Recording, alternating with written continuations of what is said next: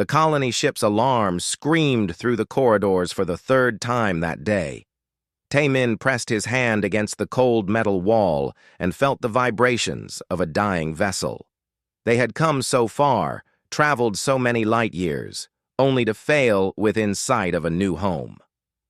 "Life support is down to 40%, Captain Shung-ho's voice crackled through the comm system. "We have maybe 2 days. 3 if we're lucky." Tae-min closed his eyes. 2 days. Not enough time to reach the nearest human outpost. Not enough time to repair the damage from the asteroid field they'd barely survived. He touched the small photo in his pocket. Ji-sun, his daughter, smiling in a field of flowers that no longer existed on Earth. She had died 6 months before the colony ship launched. Sometimes he wondered if he'd joined this mission to escape her memory, or to honor it. "Sir, we're being scanned." The communications officer's voice was tight with fear. "Unknown vessels, 4 of them. They're big." Tae-min moved to the bridge. Through the viewport he saw them, ships that looked like massive crystals, sharp and cold, reflecting starlight in patterns that hurt to look at. They were beautiful and terrifying at the same time. "They're hailing us," the officer said. The screen flickered. A face appeared. At least, Tae-min thought it was a face. Silver scales that caught the light, eyes that were completely black, no whites at all. The being's features were sharp, angular, like someone had carved them from metal. "You have entered Velaran space," the alien said. The translator made the voice sound hollow, without emotion. "State your purpose, or be destroyed." Captain Shung-ho stepped forward. "We are human colonists. Our ship is damaged. We need help." "We do not help invaders." "We're not invading," Shung-ho said quickly. "We didn't know this was your territory. Please, we have families on board. Children." The alien's expression didn't change. Tae-min wondered if they could even make expressions. "Your vessel will be destroyed in 1 standard cycle. Prepare yourselves." The screen went black. The bridge fell silent. Then everyone started talking at once. Panic, fear, desperate plans that wouldn't work. Tae-min found himself thinking of Ji-sun again. At least she hadn't lived to see this. At least she died in his arms knowing she was loved. "Wait." The communications officer held up her hand. "They're hailing us again." The screen lit up. But this time, it wasn't the same alien. This one wore what looked like a crown, made of the same crystal material as their ships. Her scales were brighter, almost glowing. She sat on a throne that seemed to grow from the floor itself. "I am Queen Eleven," she said. Her voice was colder than the first alien's, if that was possible. "I have reviewed your vessel's status. You are indeed dying." "Please," Captain Shung-ho said. "We'll leave your space as soon as we can repair." "Your repairs would take 20 cycles. You have less than 2. The Queen tilted her head slightly. "However, I have a proposal." Tae-min felt a small spark of hope. Proposals meant negotiation. Negotiation meant a chance. "What kind of proposal?" he asked, stepping forward. The Queen's black eyes fixed on him. "You are?" "Tae-min. I'm the diplomatic liaison for our colony." "A diplomat." Something in her tone suggested she found this amusing, though her face remained completely still. "Then you will understand contracts, obligations, debts." "I understand." "My daughter is dying," the Queen said flatly, as if discussing the weather. "Your species has something we do not, something our scholars have observed in your broadcasts, your cultural data. You call it emotional caregiving. You touch your offspring, you comfort them, you waste time on pointless activities you call play." Tae-min blinked. She said it like these were strange alien concepts. "Your Velarans don't do these things? Physical contact is for combat or reproduction only. Emotion is weakness. Efficiency is survival." The Queen's fingers drummed once on her throne's armrest. the first real movement she'd made. "But my daughter has a neural condition. She is deteriorating. Our doctors cannot help her. Perhaps your weakness can." "You want us to treat her?" Captain Sung-ho asked. "We're not doctors." "I do not want medical treatment. I want—" The Queen paused, and for the first time, Tai-min thought he saw something like uncertainty cross her face. "I want one of you to care for her, as humans care for their young, for 6 lunar cycles." "That's about 6 months Earth time," the communications officer whispered. "If my daughter improves, I will grant you sanctuary, resources, a planet in our territory where you can build your colony." The Queen leaned forward slightly. "If she worsens, or dies, your entire crew will be executed. These are the terms." The bridge went silent again. Tai-min felt every eye turn to him. "That's not much of a choice," he said quietly. "No," the Queen agreed. "It is not. But it is more than I would offer to any other species. You have 1 cycle to decide." The screen went dark. Captain Sung-ho immediately called an emergency meeting. The senior staff gathered in the conference room, 9 people who now held the fate of 800 colonists in their hands. "It's insane," Hae-won, the ship's psychologist, said. She was a small woman with tired eyes. "We don't know anything about their biology. How can we help an alien child?" "We don't have a choice," the captain said. "It's this, or we all die in 2 days." "Someone has to volunteer," Tai-min heard himself say. "Someone has to go live with them for 6 months and take care of this child." "Volunteer?" Hae-won stared at him. "Tai-min, they'll be completely alone, surrounded by aliens who see emotions as weakness, and if the child dies, for any reason, even natural causes, they'll kill all of us. I know. Then who—" She stopped. Understanding dawned in her eyes. "No. Tai-min, no. You can't." "I was a teacher before I was a diplomat," he said quietly. "I raised a daughter. I know how to care for children." "You lost a daughter," Hae-won said gently. 6 months ago. You're still grieving. This is too much. Maybe that's exactly why it should be me." Tai-min looked around the table. "I know what it's like to watch a child suffer. I know what it's like to feel helpless. And I know what children need. All children, human or not. They need someone who actually cares." Captain Seung-ho studied him for a long moment. "Are you sure?" Tai-min thought of Ji-soon. Her last words to him. "Don't be sad, Dad. I had a good life because you loved me." Maybe he couldn't save his own daughter. But maybe, just maybe, he could save this alien child. And in doing so, save everyone on this ship. "I'm sure," he said. The next cycle passed too quickly. Tai-min packed a small bag, clothes, some books, the photo of Ji-soon. He stood in the shuttle bay waiting for the Valoran transport to arrive. Hae-won came to see him off. "I'll monitor you remotely if they allow it," she said. "Give you advice when I can." "Thank you." Tai-min, she hesitated.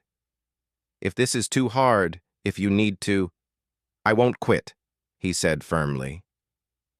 "Too many lives depend on this." The transport arrived, a small crystal ship that barely made a sound. Tai-min climbed aboard. 2 Valoran guards escorted him, their scales gleaming in the artificial light. They didn't speak. They didn't look at him. They stood rigid, like statues. The journey to the Valoran royal habitat took an hour. When they arrived, Tai-min was led through corridors that felt more like ice caves than hallways. Everything was sharp angles and cold surfaces. There were no decorations, no colors except silver and blue. It felt sterile, dead. Finally, they reached a large chamber. The Queen sat on her throne, exactly as she'd appeared on the screen. But beside her, partially hidden in shadow, was a small figure. "This is Princess Nyx," the queen said. My daughter. The child stepped forward into the light, and Taemin's heart broke a little. She was small, so small, with scales that should have gleamed but looked dull and lifeless. Her movements were slow, careful, as if every step hurt. Her black eyes were huge in her thin face. She looked at Taemin with an expression he couldn't read. Fear, curiosity, pain. Hello, Nix, he said softly, kneeling down to her level. My name is Taemin. The child said nothing. She glanced at her mother. Speak, the queen commanded. Why are you kneeling? Nix asked. Her voice came through the translator as flat and emotionless as her mother's, but Taemin thought he detected something underneath.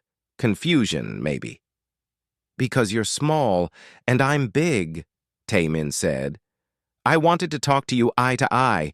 It's more friendly that way. Friendly. Nix repeated the word like it was foreign. I do not understand. Taemin reached into his pocket and pulled out something he'd made during the journey, a small origami crane folded from a piece of paper. He held it out to her. This is for you, he said, a gift from Earth. Nix stared at the paper bird. Slowly, carefully, she reached out and took it. Her scaled fingers were gentle, reverent, as if she'd never held anything fragile before. A gift, she whispered. No one has ever given me a gift. Taemin smiled sadly. He thought of all the gifts he'd given Ji-sun over the years. Toys, books, flowers, hugs, things that cost nothing but meant everything. Well, he said, that's going to change. The room they gave Taemin was cold and empty. A sleeping platform jutted from the wall like a shelf. No blankets, no pillows, nothing soft. The walls were the same crystalline material as everything else in the Valoran habitat, beautiful, sharp, unwelcoming. He sat on the platform and wondered how he would sleep on something that felt like stone. Princess Nix's quarters were next to his, separated by a door that opened when he approached. She sat in the center of her room, perfectly still, holding the paper crane he'd given her. She hadn't moved since the guards had brought her back from the throne room an hour ago. Nix, Taemin said gently, are you all right? She looked up at him. I am functioning within acceptable parameters. The translator made it sound so mechanical, so empty. Taemin's heart hurt. Can I come in? You are assigned as my caretaker. You may enter when required. He stepped inside. Her room was exactly like his, bare, cold, empty. No toys. No books, no pictures on the walls. Just a small child sitting alone in a sterile box. What do you do for fun? He asked. Fun? She tilted her head. I do not understand this word. Things you enjoy, things that make you happy.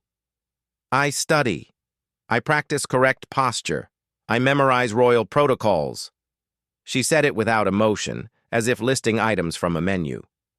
These are my duties. Taemin sat down on the floor across from her. She flinched slightly. Apparently, adults didn't sit on floors here. Those sound like work, not fun. What is the difference? Fun is playing, laughing, doing things just because they feel good, not because you have to. Nix looked at the paper crane in her hands. This crane, is this fun? Making it was fun for me, Taemin said. And giving it to you made me happy. Why? Because I like making people smile. I do not smile. Valorans do not smile. Never? Facial expressions are inefficient. They convey weakness. Taemin thought about that. A whole species that never smiled, never laughed, never showed joy or sadness or any emotion at all. No wonder the queen had called it weakness. They'd probably forgotten it existed. Would you like to learn how to make a crane? He asked. I could teach you. Nick stared at him for a long moment. Why would you teach me something that has no purpose? Because it's fun, and because you might enjoy it. I do not enjoy things. Have you ever tried? Silence. Then, very quietly, no. Taemin pulled a piece of paper from his pocket. He'd brought several sheets, thinking he might need them. Let me show you. He spent the next hour teaching her the folds. She was a quick learner. Her small-scaled fingers were precise, careful. But she worked in complete silence, her face blank, no reaction when she made a mistake or got something right. When she finished her first crane, Taemin clapped. "That's wonderful, you did so well." Nyx looked confused. "I made several errors. This is not wonderful, this is adequate." "But it's your first try," Taemin said. "And you kept trying even when it was hard. That's something to be proud of." "Proud," another word she repeated like it was foreign. "I do not understand proud." They had a lot of work to do. Over the next few days, Taemin established a routine. He woke early, checked on Nyx, brought her to a common area where he'd convinced the guards to let them spend time together. He learned that Velorans ate twice a day, nutrient blocks that looked and tasted like chalk. No variety, no flavor, no meals shared with family. He watched Nyx eat alone, quickly, mechanically, like refueling a machine. "On Earth," he told her, "families eat together. They talk about their day. They share food. It's a happy time. Why is consumption of nutrients happy? It's not just about eating. It's about being together, connecting. Connecting." She considered this. Like data transfer? Sort of, but with feelings instead of information. She didn't understand, but she listened. And slowly, very slowly, she started asking questions. "What is your offspring called?" she asked one day. Taemin felt his chest tighten. "Her name was Jisun." "Was. She is deceased." "Yes. She died before I came here." "That is inefficient. You should have produced another offspring to replace her." The words were clinical, emotionless, but Taemin didn't take offense. She didn't know any better. "It doesn't work that way. You can't replace someone you love. Ji-sun was unique, special. When she died, the world became a little darker." "Darker? You mean your visual sensors were damaged?" "No, I mean..." He struggled to explain. "I mean, I was sad. I missed her. I still do." "Sad is an emotion." "Yes." "Emotions are weakness." "No," Taemin said firmly. "Emotions are what make us alive. They're what make life worth living." Nyx fell silent. She picked up her paper crane. She'd kept it on her person at all times, he noticed. She touched it gently, like it was precious. "I do not understand emotions," she said finally. "But I understand that this crane is important to me. When I hold it, my neural patterns change. Is this an emotion?" "Yes," Taemin said, smiling. "That's caring about something. That's the beginning." A week passed. Taemin received messages from Hei-Wan on the colony ship. The Velorans had allowed limited communication.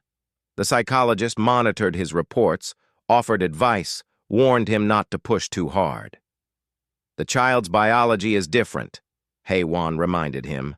"We don't know how Velorans process emotions. Go slowly." But Taemin could see changes already. Nyx's scales were slightly brighter. She moved a little more easily. Her questions became more frequent, more curious. She still spoke without emotion, but there was something underneath now. A hunger to understand. The real breakthrough came on the 10th day. Taemin had been teaching her a simple human game, matching colored cards.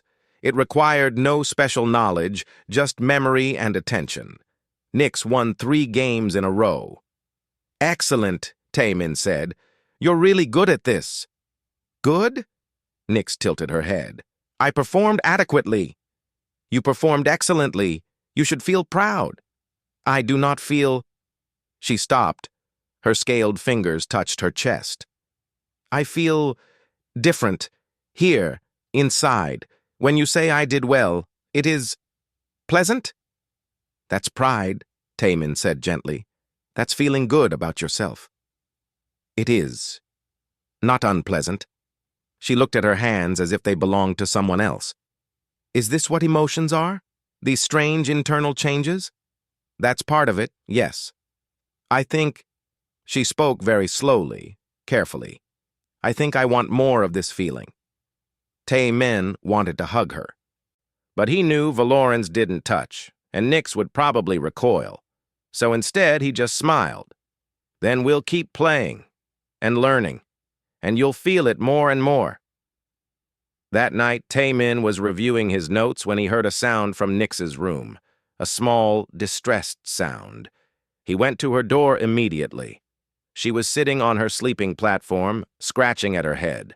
Her scaled crest, the crystalline formation that ran from her forehead back across her skull, similar to hair but made of flexible scales, was tangled and matted. Clear fluid oozed between the scales. Nyx, what's wrong? It itches. It always itches. But more now. She scratched harder, and Tae-min saw her wince. Stop, you're hurting yourself. He knelt beside her. Can I look? She hesitated, then nodded. Tae-min gently examined her crest. The scales were coated with some kind of secretion. Stress hormones, maybe? In humans, stress could cause skin problems. Perhaps Valorans were similar. Does anyone help you clean this? He asked. I clean it myself, in privacy, as is proper. But you can't reach the back well, can you? No, but it is improper to allow touching. Tae-min thought for a moment. What if I helped you? I could be gentle. I promise. Nyx looked uncertain. Mother says only combat and reproduction require touch.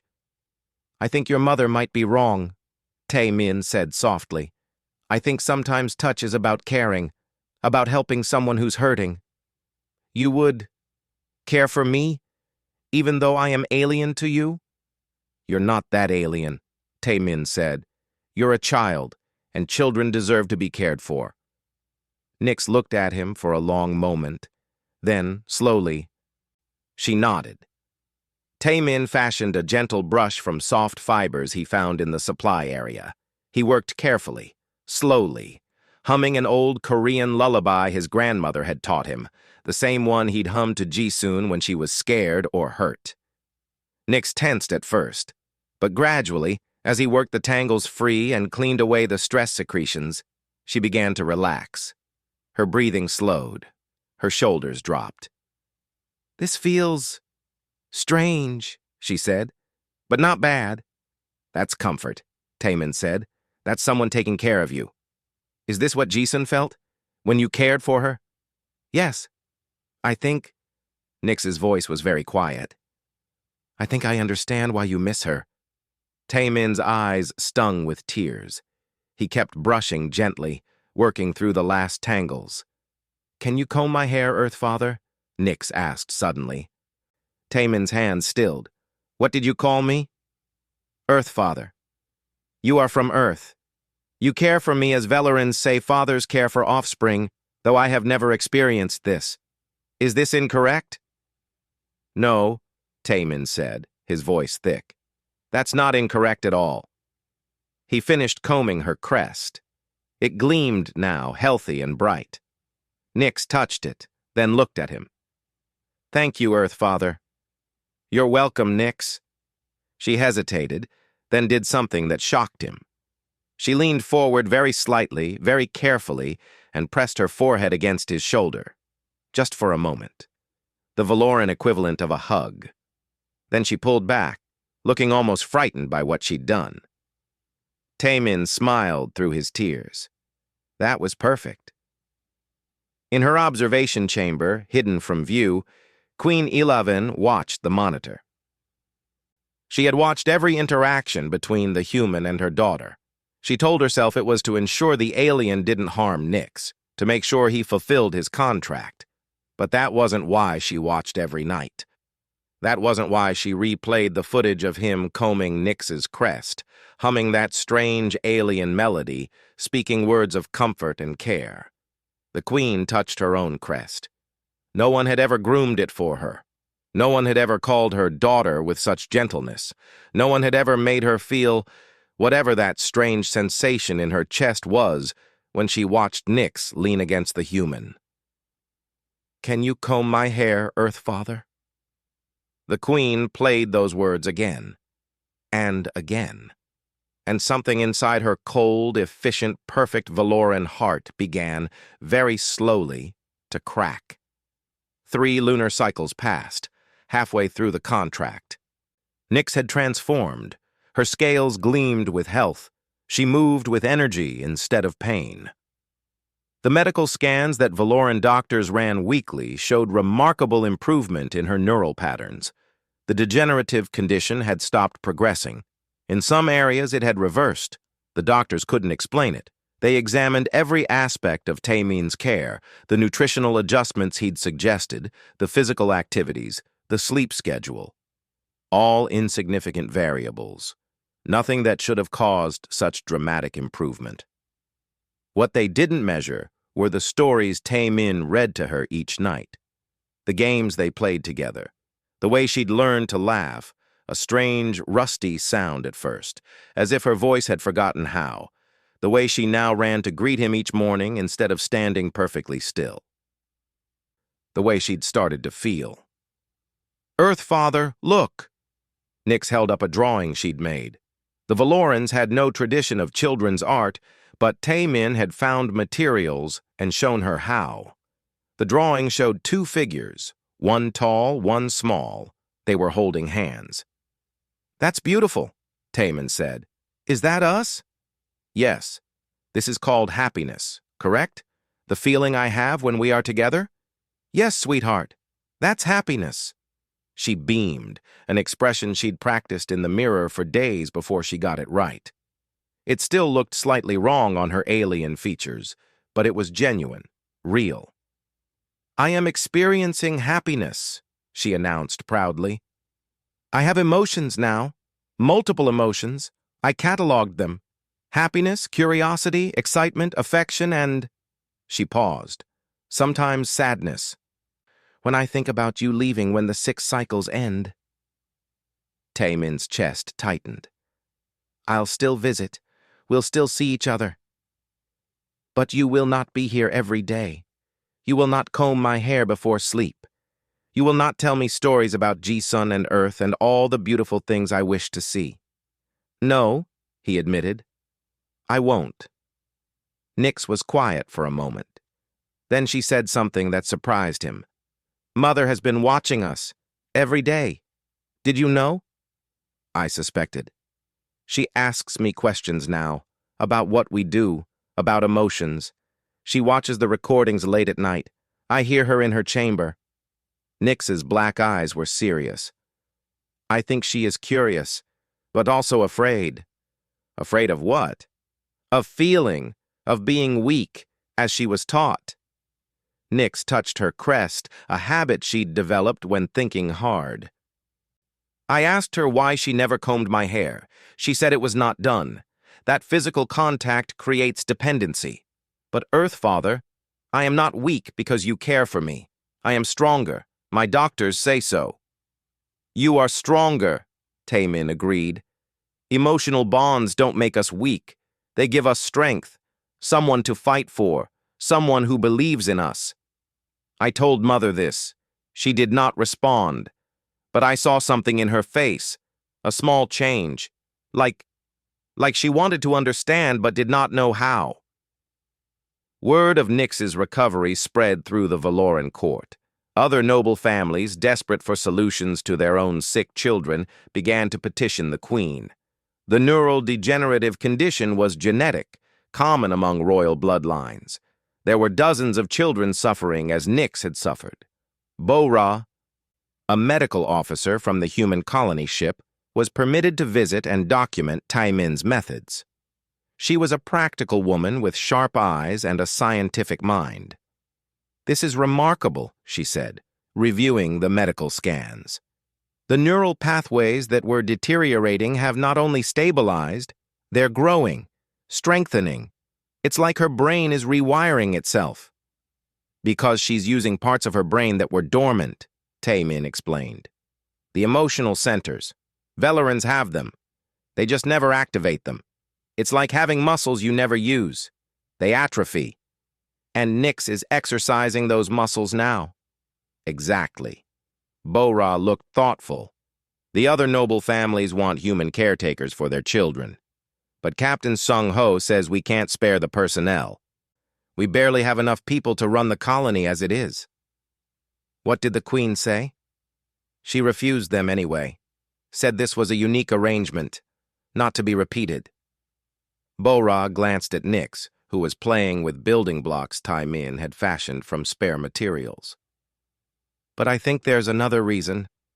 I think she doesn't want to share this with them.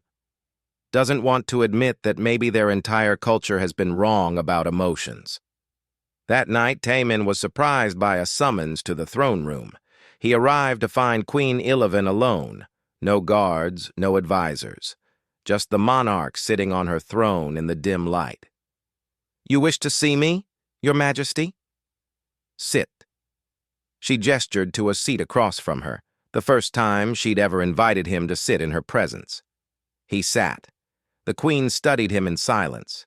Then she said, "My daughter loves you." It wasn't a question. Taemin nodded. "And I love her." "Love." The Queen said it like a foreign word. "Explain this to me. It's caring for someone more than you care for yourself, wanting their happiness even if it costs you your own, feeling pain when they hurt, joy when they succeed. This sounds inefficient, painful. Why would anyone choose this?" "Because the alternative is emptiness," Taemin said quietly. "Because a life without love is just existing, not living." The Queen was silent for a long time. "When I was a hatchling," she finally said, "I was placed in an isolation chamber for 3 full cycles. No contact, no voices, only automated feeding and waste removal. This is how we train our young to be strong, to be independent, to not need others." Taemin felt sick. "That's torture. That is tradition." The Queen's voice was flat. "I emerged strong, emotionless, perfect, or so I was told. I ruled well, made decisions unhindered by sentiment, expanded our territory, brought efficiency to every system. But I look at my daughter now, and I see something I never had. She laughs, she creates pointless art, she runs simply for the joy of running, and she is healthier than she has ever been." The Queen's fingers tightened on her throne's armrest. "I watch her with you, and I feel something. Here." She touched her chest. "A hollow ache.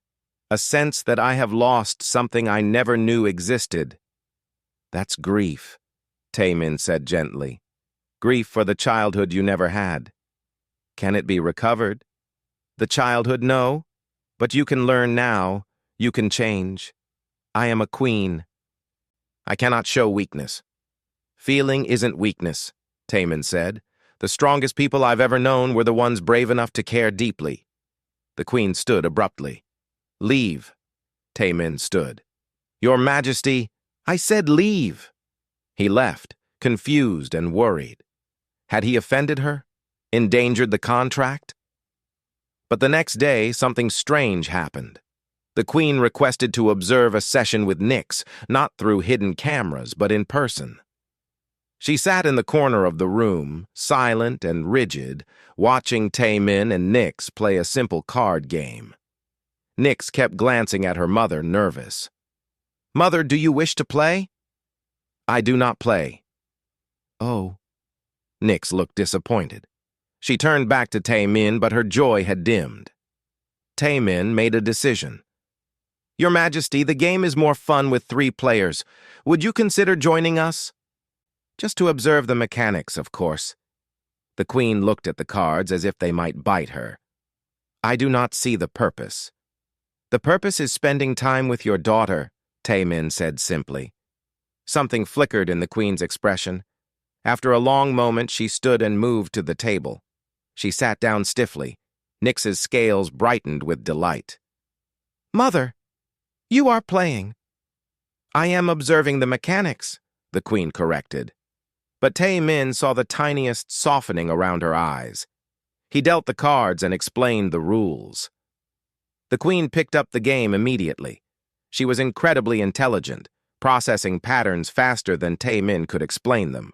But she played mechanically without joy, until Nix won a round. "I won! Mother, did you see? I won!" Nix bounced in her seat, a very un-Valoran thing to do.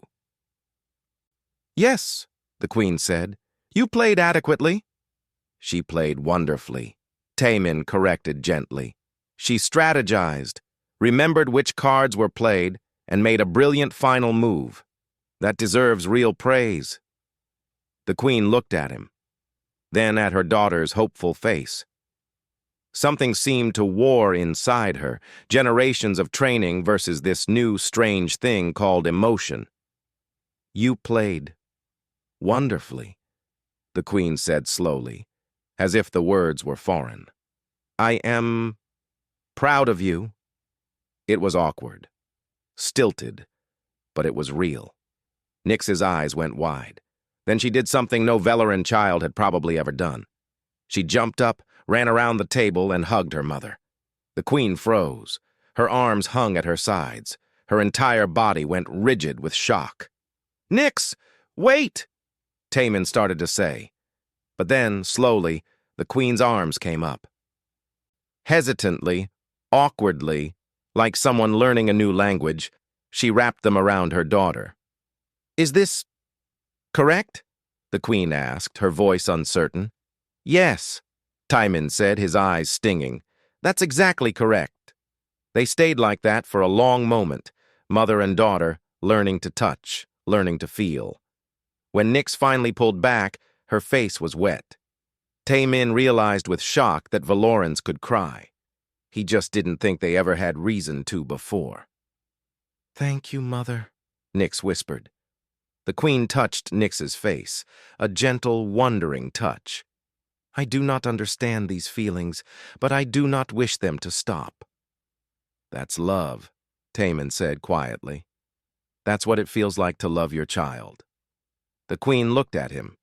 "Teach me," she said. It wasn't a command. It was a request, almost a plea.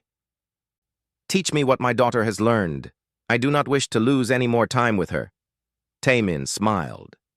"It would be my honor, Your Majesty." But outside the royal chambers, in the military wing of the palace, Commander Veltor watched the recording of the queen hugging her daughter, his scaled face twisted with disgust. "She has been compromised," he said to his assembled officers. "The human has infected her with weakness. This cannot stand." "What do you propose?" one officer asked. Veltor's black eyes were cold. "The human's contract ends in 3 cycles, but we do not have to wait that long. If an accident were to befall him, the queen would return to herself. The child would forget these dangerous emotions. Order would be restored." "You would risk the queen's wrath?" "I would save the Valoran Empire," Veltor said. "Even from its queen, if necessary." He looked at the screen where the queen was attempting to smile at her daughter, awkward, unpracticed, but real. "Emotions are a disease," he said, "and we are the cure." The assassination attempt came 3 days later.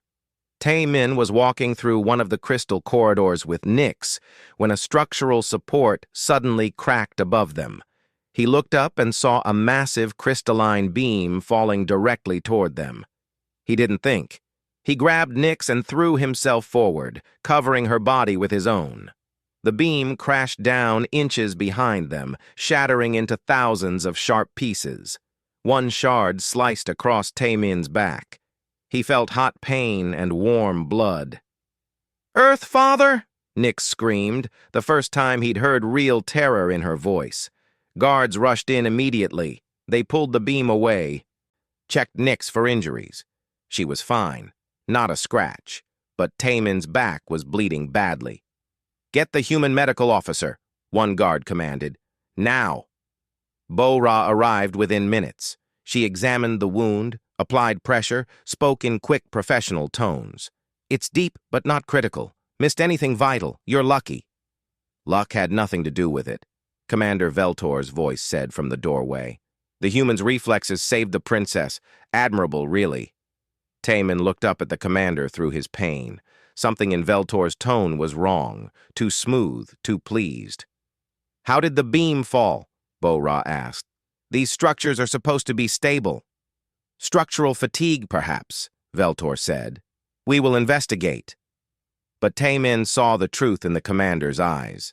This was no accident. That night, after Bo-Ra had bandaged him and given him pain medication, Taemin lay in his quarters staring at the ceiling. The wound hurt, but not as much as the realization that someone wanted him dead. And if they failed once, they'd try again. He had to tell someone. But who? The queen was the only one with real power, but could she protect him against her own military commander? A soft sound made him turn. Nyx stood in his doorway, her eyes wide and frightened. You should be sleeping, Taemin said gently. I cannot sleep. Every time I close my eyes, I see you bleeding. She moved closer. You protected me. You put yourself in danger to save me. Of course I did. That's what you do for people you love. But you could have died. For me. An alien child who is not even your species. That doesn't matter. You're still a child. You're still important. You're still loved. Nyx climbed onto his sleeping platform carefully, avoiding his injury. She curled up next to him, something she'd never done before. I am feeling a new emotion. Heywan told me it is called fear. I am afraid you will be hurt again. Afraid you will leave me. I'm not going anywhere, Taemin promised, though he wasn't sure he could keep it. Promise? I promise. She fell asleep there, and Taemin found himself thinking of Ji-sun. How she used to climb into his bed after nightmares, how she trusted him completely to keep her safe. He'd failed Ji-sun. He couldn't save her from her illness. But maybe he could save Nyx. The next morning, Queen Eleven summoned him to a private chamber. She looked different, her posture less rigid, her expression less cold. Learning to feel had changed her in visible ways. You saved my daughter's life, she said without preamble. Anyone would have done the same. No. Any Valoran would have assessed the risk to themselves first. Self-preservation is our primary programming. She studied him. But you acted without thought, pure instinct to protect her. This is love? Yes. The queen was quiet for a moment. I reviewed the structural data. That beam should not have fallen. It was rated for another 100 cycles of use. Someone sabotaged it. So she knew. Commander Veltor? I suspect so. He has made his feelings about emotional integration clear. He believes I am compromised. The queen's eyes hardened. He believes you are a threat to Valoran's strength. Am I? That depends on your definition of strength. She moved to the window, looking out at her crystal city. I have ruled for 20 cycles. I have expanded our territory, increased our efficiency, eliminated weaknesses. By every traditional measure, I have been a perfect queen.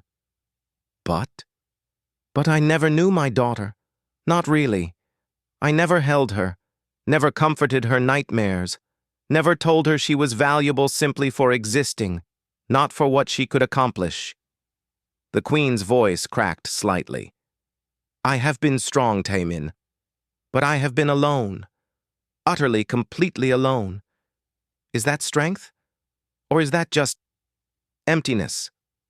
I think you already know the answer. The queen turned to face him. Commander Veltor will try again. He has supporters, traditionalists who fear change. If I move against him without proof, I risk civil war. My people are not ready for this level of change. Not yet. So what do? We continue. You complete your contract. You teach me everything you taught my daughter. And I slowly, carefully begin to change Valoran society from within. She paused. But I need you alive to do this, and I need you to trust me. I do trust you. Why? I threatened to execute your entire crew. I forced you into this arrangement. I am an alien monarch who, until recently, felt nothing for anyone. You're also a mother learning to love her child, Taman said simply. And that's enough. The Queen looked at him for a long moment. Then she did something unprecedented. She approached him and placed her hand on his shoulder, the Valoran gesture of respect between equals. You asked me once if I understood pride, she said. I do now. I am proud to know you, Taman of Earth. And I am grateful that you saved my daughter. I would do it again in a heartbeat. I know. That is why I trust you. She stepped back. Now I have a question. The most difficult question I have ever asked. What is it? Did your offspring, Ji-sun, did she know she was loved before she died? Tae-min felt tears prick his eyes. This question, the one the Queen had asked him before, but now with deeper understanding, now knowing what love meant. Yes, he said, his voice thick. Every single day. I held her when she was scared. I read her stories. I combed her hair. I told her she was brave and strong and that I would love her forever, even after she was gone. And this helped her, even though she still died? It didn't save her life, Tae-min said, but it made her life worth living. She died knowing she was cherished. That's all any of us can ask for. The Queen's eyes glistened. Another first. Can you teach me? She asked quietly. Not as a diplomatic arrangement, not as part of your contract, but as one parent to another. Can you teach me what my daughter knows? How to be a real mother? Yes, Tae-min said, but it requires something very difficult. What? It requires you to be vulnerable, to let down your walls, to risk being hurt. The Queen took a shaky breath. Fear, nervousness, uncertainty. All emotions she'd never let herself feel before. I do not know if I can. You're already doing it, Tae-min said gently. Right now. Admitting you need help. Asking for guidance. That's vulnerability. And it's one of the bravest things I've ever seen. The Queen looked at her hands. When Nyx hugged me, I did not know what to do. My arms felt like they belonged to someone else. I wanted to hold her correctly, but I did not know how. Do you understand how terrifying that is? To want to love your child but not know how? I do. But wanting to learn is the first step, and you've already taken it. The Queen straightened her shoulders. Then teach me. Show me how to be what my daughter needs. Over the next weeks, Tae-min worked with both Nyx and the Queen. He showed the Queen how to read Nyx's bedtime stories, even though the Queen stumbled over the words and didn't understand why stories needed happy endings. He taught her how to play simple games with her daughter, how to praise genuine effort instead of only perfect results. Most importantly, he taught her how to comb Nyx's crest. They sat together one evening, all three of them. Tae-min guided the Queen's hands, showing her the gentle pressure, the careful technique. Nyx sat between them, her eyes closed in contentment. Like this? The Queen asked, her movements careful, uncertain. Perfect, Tae-min said. It feels intimate, strange. It's trust, Tae-min explained. She's letting you care for her, letting you close. That's one of the most precious gifts anyone can give. The Queen continued combing, and gradually her movements became more confident, more natural, and something amazing happened. She began to hum. Just quietly, unconsciously, a Valoran melody that was probably ancient. A lullaby, maybe, that her own mother might have hummed to her if Velorans did such things. Nyx's eyes opened in wonder. Mother, you are singing. I am. The Queen stopped, startled. Don't stop, Tae-min said softly. It's beautiful. The Queen continued, hesitant at first, then stronger. Her voice was lovely, crystalline and clear, like wind through their crystal corridors. And as she sang, as she combed her daughter's crest, Taemin saw the last of her emotional walls crumble. Tears ran down the queen's scaled face. "I feel so much," she whispered. "Too much. It overwhelms me." "That's normal," Taemin said. "You're feeling years of suppressed emotions all at once. It gets easier with practice. Does it hurt less?" "No. But you get better at carrying it. And the joy makes the pain worthwhile." Nyx turned and hugged her mother. "I love you, Mother." The queen held her daughter close. "I love you too," she said. The words were shaky, uncertain, but genuine. "I love you so much it terrifies me. Is this normal?" "Very normal," Taemin said, smiling through his own tears. "Welcome to parenthood." But in the shadows outside, Commander Veltor watched with cold fury. The queen was lost, completely compromised by emotion. There was only one solution now. If the human wouldn't die in an accident, then Veltor would have to be more direct, and he would have to move before the queen became too powerful to stop. The final lunar cycle arrived. Taemin's contract was almost complete. Nyx was healthier than she'd ever been, her neural scans showing complete reversal of the degenerative condition.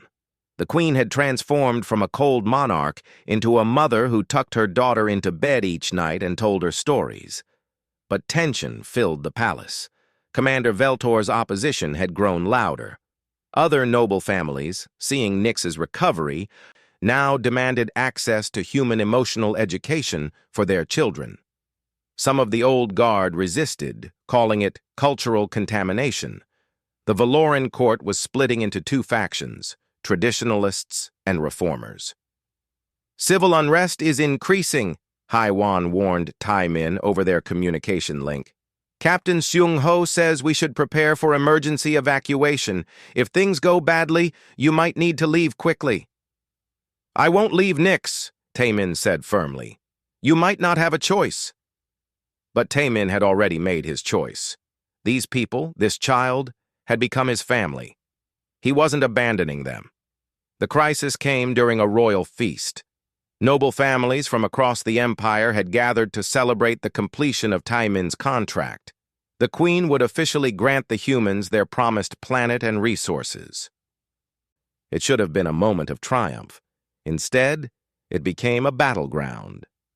Commander Veltor stood during the feast and addressed the assembly. "I call for a vote of no confidence in Queen Ilaven. She has been compromised by alien influence. She has abandoned Valoran strength for human weakness. She is unfit to rule." The hall erupted in chaos. Some nobles stood in support. Others remained seated, uncertain. The queen sat on her throne, her expression unreadable, but Taemin saw her hand tremble slightly. "Commander Veltor," the queen said, her voice cutting through the noise, "you overstep. I protect our empire, something you no longer do." Veltor gestured to Taemin. "This human has poisoned you with emotions, with sentiment, with love. These are weaknesses that will destroy us." "Are they?" An elderly Valoran stood, wise-born Keth, a scholar Taemin had met briefly. "I have studied the medical data. Children raised with emotional caregiving show stronger neural development, better problem-solving abilities, increased resilience to stress. By every measurable standard, they are superior to those raised in our traditional isolation." "Lies," Veltor spat. "Corrupted data." "The data is sound," another voice called out. A noble from one of the other families. "My daughter was dying of the same condition as Princess Nyx. I secretly hired a human consultant to teach me emotional caregiving. My daughter is recovering.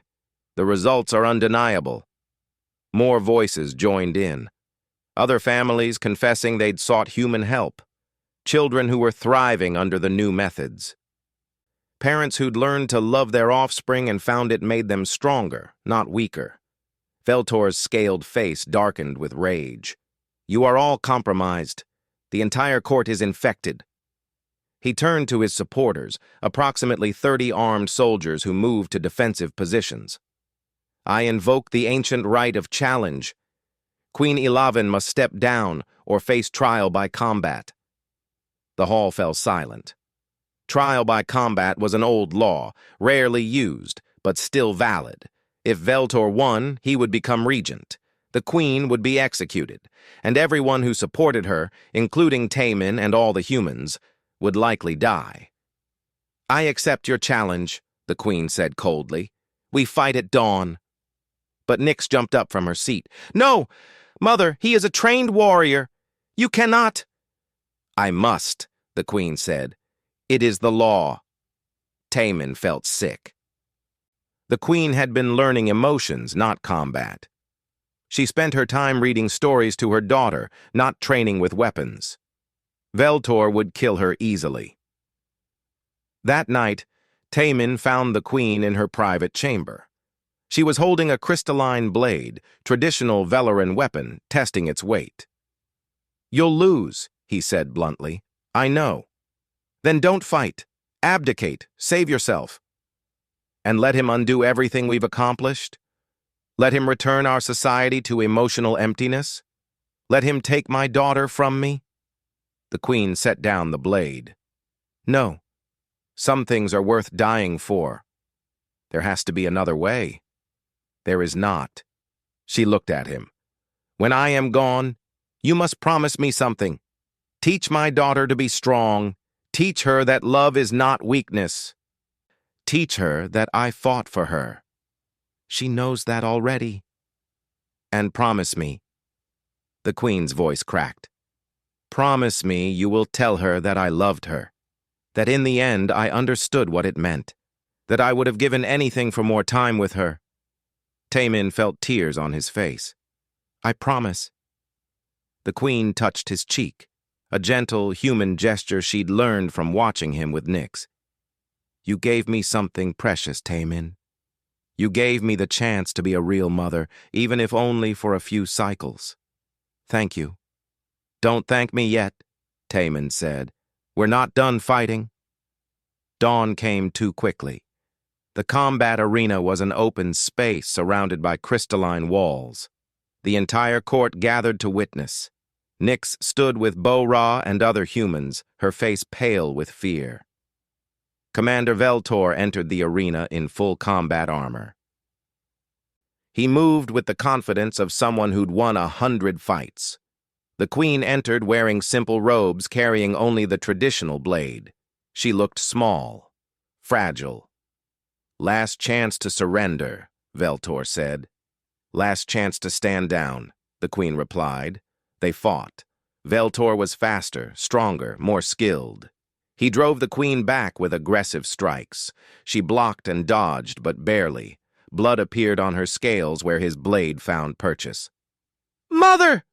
Nyx screamed. The queen stumbled. Veltor moved in for the killing blow, and stopped. Not because he wanted to, because he couldn't move. Every Velaran in the arena except Veltor and his supporters had raised their hands, palms forward. A gesture Taemin didn't recognize. "What is this?" Veltor demanded. Wiseborn Keth stepped forward. "This is the ancient right of unity. When the people stand together against tyranny, we refuse this combat. We refuse your challenge. We choose our queen. You cannot. This is law." "We are the people," another noble said. "We make the law, and we choose change over stagnation, growth over empty strength, love over isolation." More Valorans stepped forward, surrounding the arena. Hundreds of them. Some were nobles who'd seen their children recover. Some were scholars who'd studied the data. Some were young Velerans who'd grown up watching human cultural broadcasts and wondered why their own people couldn't feel. "We stand with Queen Eleven," they said in unison. "We stand for emotional integration. We stand for change." Veltor looked around at the crowd, his expression twisted with fury. "You are all weak, all corrupted." You should surrender, the queen said, raising her blade despite her injuries. Or face not just me, but everyone who believes there is strength in caring for one another. For a long moment, Veltor stood frozen. Then, slowly, he lowered his weapon. This is not over, he said. Change this fundamental cannot last. Then watch us prove you wrong, the queen replied. Veltor was arrested, his supporters disbanded, and the queen, bleeding but alive, walked to her daughter and pulled her into a tight embrace. I am sorry I frightened you, the queen whispered. You fought for me, Nyx said through tears. You fought for love. That is what Earthfather taught us. Some things are worth fighting for. Taimin approached them. Are you all right, Your Majesty? I am alive. That is enough. She looked at him. You kept your promise. You stayed even when it was dangerous. You taught us what we needed to learn. How can I repay this debt? You already have, Taimin said. You learned to love your daughter. That's payment enough. 3 days later, the formal ceremony occurred. Captain Sung Ho and the human delegation received official rights to a beautiful planet in Valoran space. Mountains, oceans, perfect atmosphere. Resources were provided. A permanent alliance was established. But more importantly, something else was established. A cross-cultural academy. Human teachers would help Valorans integrate emotional intelligence into their society. Valoran teachers would share their advanced technology and scientific knowledge with humans. Children of both species would learn together. Taimin was offered the position of director. He accepted. Does this mean you will stay? Nyx asked hopefully. I'll visit Earth Colony regularly, Taimin said. But yes, I'll stay here most of the time. Someone needs to run this academy. And someone needs to comb my hair, Nyx said with a smile. A real, genuine smile that lit up her entire face. That too. The academy opened with 20 Valoran children and 15 human children. They were nervous at first, uncertain how to interact with aliens so different from themselves. But children are adaptable. Within a week, they were playing together, learning together, teaching each other their languages and customs. Taimin watched a young Valoran girl teach a human boy how to build crystalline structures. The boy showed her how to make origami animals. They laughed together, the universal language of childhood joy. It is working, the queen said, standing beside him.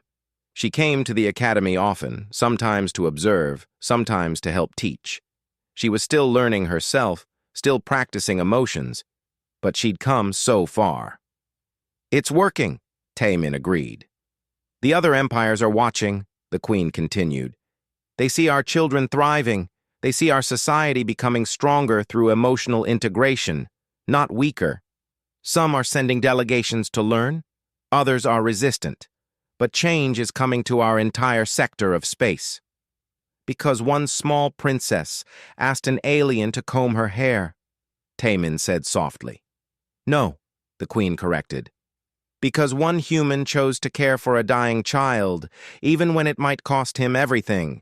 You showed us what humanity truly is, not your technology, not your weapons, but your capacity for compassion.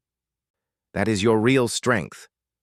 Taimin thought of Jisun, how she'd taught him that love was worth the pain, worth the loss, worth everything. I think she'd be proud, he said quietly. Who? My daughter. Jisun. I think she'd be proud of what we've built here. The queen placed her hand on his shoulder. Then we must make sure this lasts, so that her memory and the lesson you taught us continues for generations. 10 years passed. The academy had expanded to 5 campuses across Valoran space. Hundreds of children, human and Valoran, learned together. Emotional education had been integrated into Valoran schools everywhere. The neural degenerative condition had virtually disappeared in the younger generation. Nyx had grown into a thoughtful young woman. She was being trained to eventually succeed her mother as queen, but she approached it differently than any monarch before her. She spoke of compassion alongside strength, of emotional intelligence as strategic advantage, of love as the foundation of lasting alliances. She also worked part-time at the academy, teaching art to young children. She'd discovered she had a talent for it, creating beautiful works that blended Valoran crystal techniques with human emotional expression. One evening, Taimin found her in his office. She was looking at the photo of Ji-sun he kept on his desk. "Tell me about her again," Nick said. "You've heard all the stories." "I know, but I like hearing them. She sounds wonderful." Taimin sat down beside his adopted daughter, because that's what she'd become, really.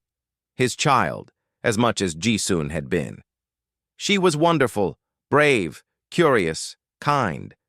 She loved learning new things. She would have liked you very much. I wish I could have met her. In a way, you have.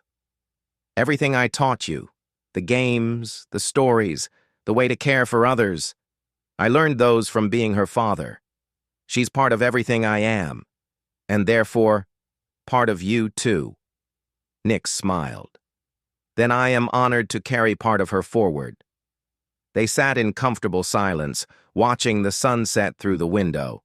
Human and Valoran children played outside, their laughter drifting in on the evening breeze. Two species, once strangers, now family. "Can you comb my hair, Earth Father?" Nyx asked softly. Even grown, she still asked sometimes. Not because she needed help, but because it was their ritual, their connection. "Of course, sweetheart." As he gently combed her crest, humming the old Korean lullaby, Taimin reflected on everything that had changed. One dying child, one desperate gamble, one simple act of care. That's all it took to transform an empire, to forge an alliance, to prove that humanity's greatest strength wasn't force or technology, but the courage to love. And somewhere, in whatever came after, he hoped Ji-sun could see what her father had built. A bridge between worlds, a future where compassion mattered more than power, a legacy of love that would outlast them all. "I miss her," he said quietly, though he wasn't sure if he was talking to Nyx or to the universe. "I know," Nyx replied, taking his hand, "but you honor her every day, by teaching us to feel, by showing us what family means, by being the father she knew you were, to me, and to all the children who've learned from you." "Thank you," Taimin whispered. "No, Earth Father, thank you for everything." They sat together as stars emerged in the darkening sky, human and Valoran, father and daughter, bound by something stronger than biology, bound by love. And that, Taimin thought, was the most human thing of all.